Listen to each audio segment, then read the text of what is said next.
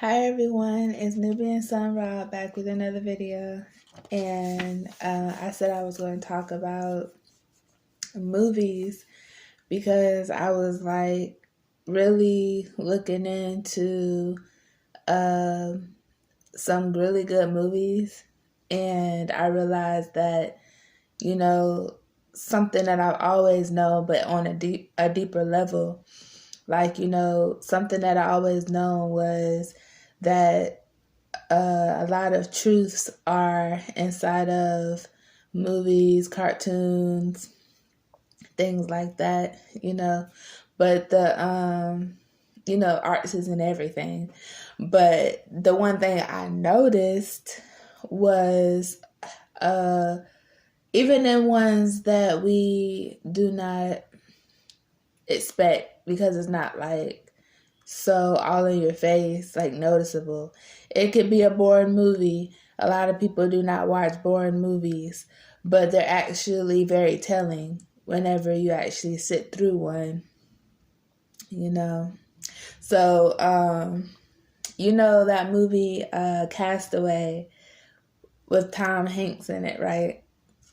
So I was watching this movie. I haven't seen this movie in like forever. And I was watching the movie and I was like, wow.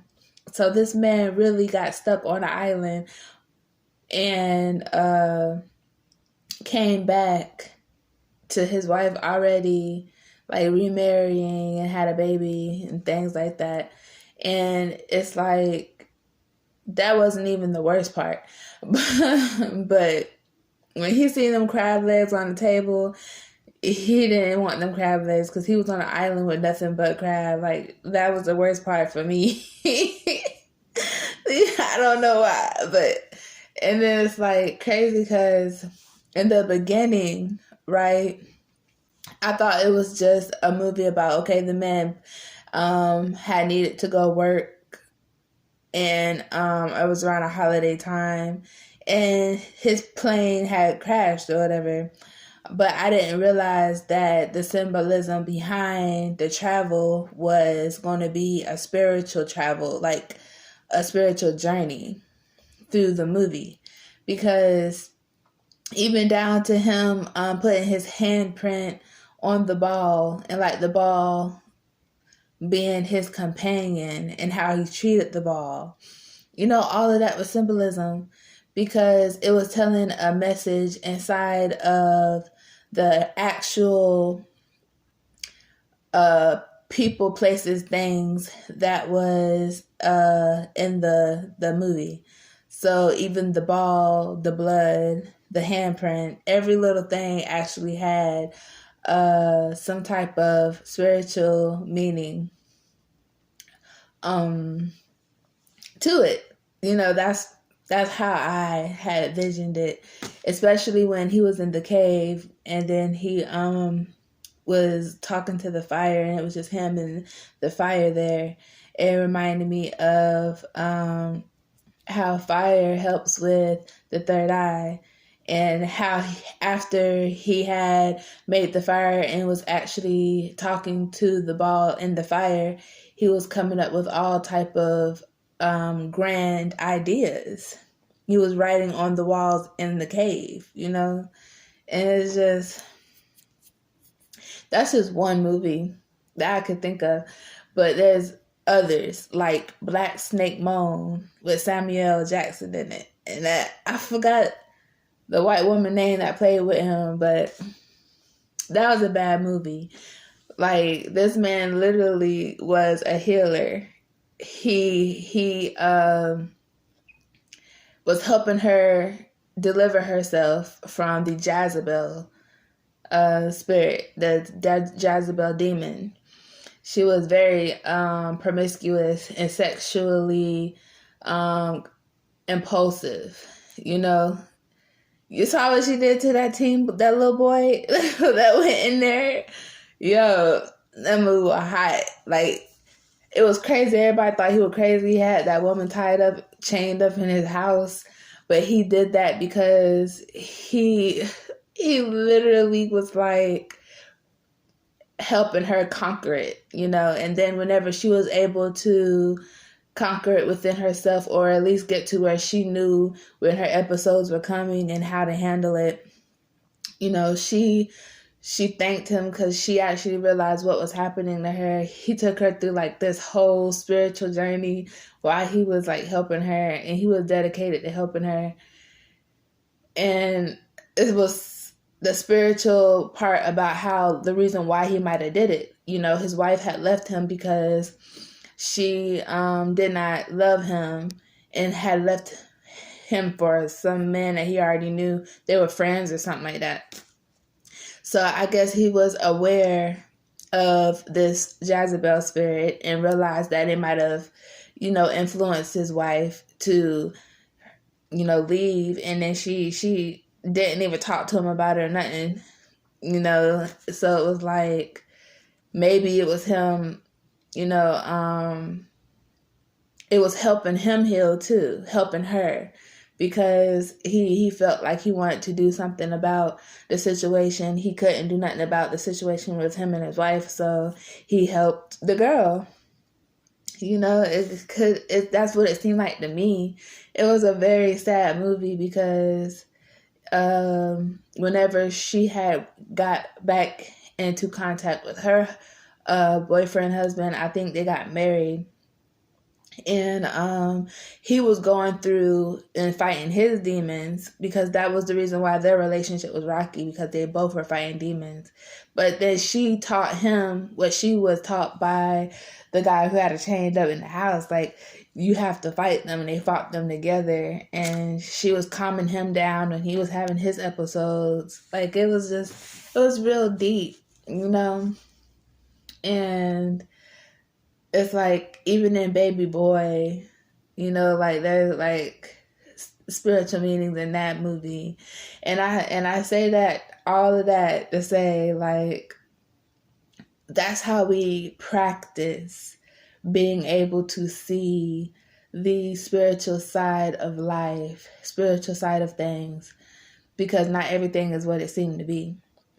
You know, so it's like really good if you don't have the eyes to actually see behind the veil, to actually know what to look for that is manifesting, you know, or, you know, clues, and put them together so you can actually be able to protect, defend, and be aware of your surroundings and yourself, you know. And I just feel like it's something I should share, because it's something that I know about, and I just want to contribute. You know, I just want to have tools to share with those who are interested in really knowing how. You know, because that's what I had wanted, but I had to actually figure it out on my own. So with all of that, since everybody else decides to opt out, you know, I just want to be that one person that says, nah, I'm not opting out. I'm actually going to share what I know, you know. And that's okay. Everybody makes their choices, you know, what they want to do. But I just feel like, you know, with like I said, with everything not being what it seemed to be, it's a good thing to actually be aware. And then I'm not only showing, telling you all what I know, I'm also suggesting that you all learn from your experiences, you know, and exactly how to do that, and how I experienced doing that, you know, because not everything is what it seemed to be. Like, you could have a family, and it could be a karmic family, like people that follow you through lifetimes, that was your enemies in another lifetime, and they just end up coming back as a parent, a sibling, a friend, something like that, you know. And it's like things you see on TV, but stuff like that actually happens, you know. And religious people decode this from the Bible, that things like this has happened, It's just we don't understand it in that way. But there doesn't mean that it's not right. There is truth in everything, everything always what it seemed to be. You want to be able, if you want to be able to decode, if you want to be able to have good discernment, if you want to be able to know differences, you have to just have an eye for it. But you have to know exactly what to look for, at least some of it, just to activate a little something, because it'll add on to itself after you just get a little bit of awareness. Like, as long as you're looking for it, after that, it's a wrap, basically. We all just need to be activated in some way, shape, or form to be able to get the ball rolling. It's just a lot of people believe in keeping everything surface level, not activating people because of whatever reason they decide not to do that for. I think it's out of fear because they feel like it should be something that should be rare, and to keep everybody else that's misusing it from doing it.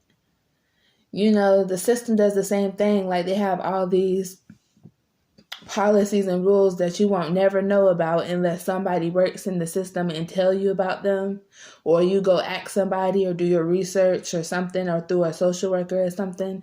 There's so many things out here that we do not know about because we're not educated on it. It's the same thing within the law systems and stuff. Any system, there's things you won't know about, and there's people that do know about it, but it's like they keep other people from knowing about it, maybe so too many people won't have to sign up for that program or something, so that's a perspective. But I just feel like those times is over, and it's like it's either we're going to take a risk and believe in ourselves and, what we stand for, and the powers that be that stand behind us, or in front of us, beside us, however you want to interpret it, and or just by yourself, whatever. And what the divine plan is and divine timing and stuff, and just do what needs to be done. Don't let anyone plant a seed of fear in your mind, because then that's when things will start to look exactly what it seemed to be. And this is a perspective in a way that's dangerous, because if this is supposed to be a world of illusion where anybody can create anything, and nothing is what it seems to be, and you can't really see because it's a fog, then that's dangerous. I really like to keep my options open to what is being seen, because I have a tendency to know that everything ain't what it seemed to be, so I look into it deeply, almost as looking through it. So it's just something we have to master, It's something we have to learn. And I speak about that in a lot of my videos, and it's a process, but I just feel like it's a necessity. And if you can put it together and figure it out, and it helps you, and you try it and it helps you, that's a plus. And I bet you once you get to that point, you'll be like, wow, like, I really didn't know I needed this. For real. That's just my take on it, But yeah, let me see. I was talking about everything ain't always what it seemed to be. Like, I was just also thinking about, okay, so when I was talking about karmics following you, and like you can have an enemy that's a close relative of some sort, right? That's how, like, some people really do not see their wrong when it comes to incest, you know? Because you think about it, right? The 3D and the 5D is like two different realities. You see two different things. Like in the 3D, you know, you can just might see an aunt, an uncle, a sibling. Y'all blood related. You grew up together. You know, had to survive together in the same house or something, in the same family triangle unit, whatever. And then in spiritual way, it's like you feel you feel like they're your enemy because you're always being attacked, you know, for people that actually have spiritual senses, you know, because we were taught that it was natural not to get along with your family, and you all have disagreements and stuff. It's well, we're not taught that it's normal, but because in school they don't teach us that in elementary school, but for some reason it's like that, and then we become an adult and we realize nothing is like the way we were taught in elementary school. That's a sidebar. But yeah, like, so someone that can actually see, you know, in the spiritual realm with their third eye, and they can tell, like, you know, we are no spiritual or soul tribe connection. We actually are.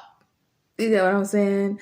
This can be someone who's a grown ass adult, and this could be a baby.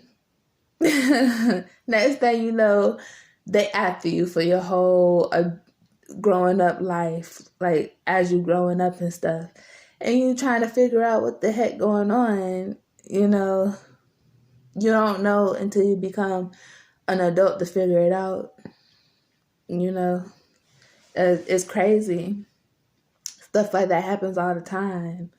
Like, there's children being spiritually attacked, you know, and the incest thing happens in families sometimes, and so that's a spiritual attack, you know. And you would try to figure out what's that person thinking, because we're supposed to be family. Like, yeah, you look at it on a 3D, like, yeah, you take a blood test, they might be like, okay, you kin to this person. But if you look at it with your third eye and like in a spiritual sense, you be like, wow, this is a whole agent that came in this lifetime on a mission to try to take me out at a young age, you know. That's crazy. But these are the things that we have to be aware of to be able to